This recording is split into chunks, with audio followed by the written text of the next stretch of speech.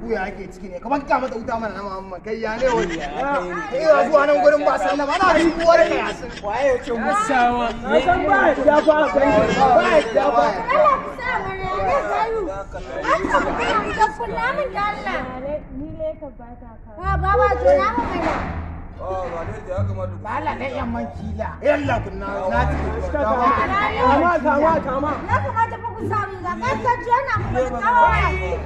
ya so na ma da tsaba ba zan ta ana ji ka sai hankali ne kunna mata